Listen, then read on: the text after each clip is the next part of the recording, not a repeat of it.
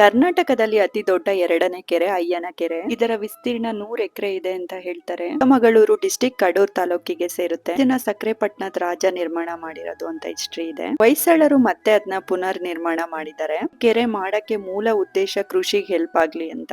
ಕೆರೆ ಸುತ್ತ ಪರ್ವತಗಳಿಂದ ಕೂಡಿದೆ. ಯಾವುದೇ ಎಂಟ್ರಿ ಫೀಸ್ ಇಲ್ಲ ಇಲ್ಲಿಗೆ. ಈ ಸೀಬೆಕಾಯಿ ಅಂತೂ ತುಂಬಾ ಟೇಸ್ಟಿ ಆಗಿತ್ತು. ನೆಕ್ಸ್ಟ್ ಹೋಗಿದ್ದು ಮಠಕ್ಕೆ. ಈ ಮಠ ಅಂತೂ ತುಂಬಾ ಚೆನ್ನಾಗಿ ಮಾಡಿದ್ದಾರೆ. ಹಳೆ ಟೆಂಪಲ್ ಗೆ ಆಲ್ಟ್ರೇಷನ್ ಮಾಡಿದ್ದಾರೆ, ಬಟ್ ಸಕ್ಕತ್ತಾಗಿ ಮಾಡಿದ್ದಾರೆ. ತುಂಬಾ ಯೂನಿಕ್ ಆಗಿತ್ತು.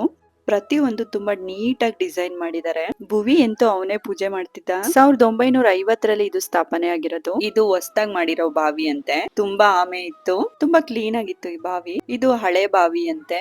ತುಂಬಾ ವರ್ಷದ ಹಳೇದೇ ಇದು. ಇವಾಗ ಈ ಬಾವಿನ ಯೂಸ್ ಮಾಡ್ತಿದ್ದಾರೆ. ಇಲ್ಲಿನ ವಾತಾವರಣನೇ ಚೆನ್ನಾಗಿತ್ತು. ಮಠದಿಂದ ನೆಕ್ಸ್ಟ್ ಹೋಗಿದ್ದು ಸಂತೆಗೆ. ಗಿಂಡೆಹಳ್ಳಿ ಶನಿವಾರ ಸಂತೆ. ತರಕಾರಿ ಎಲ್ಲ ಖಾಲಿ ಆಗಿತ್ತು, ಹಾಗೆ ಸಂತೆ ಮುಗಿಸ್ಕೊಂಡೆ ಹೋಗೋಣ ಅಂತ ಬಂದ್ವಿ. ಅವಾಗೆಲ್ಲ ವಾರಕ್ಕೊಂದಿನ ಸಂತೆ ಅಂತೂ ಕಂಪಲ್ಸರಿ ಮಾಡ್ತಿದ್ವಿ. ಇವಾಗೆಲ್ಲ ಮನೆ ಹತ್ರನೇ ಬರುತ್ತೆ ತರಕಾರಿ. ತುಂಬಾ ಕಮ್ಮಿ ಇವಾಗ ಸಂತೆಗೆ ಹೋಗೋದು. ಆದ್ರೆ ಈ ಒಣಗುಲ್ ಮೀನೆಲ್ಲ ತಗೋಬೇಕು ಅಂದ್ರೆ ಸಂತೆಗೆ ಬರ್ಬೇಕು.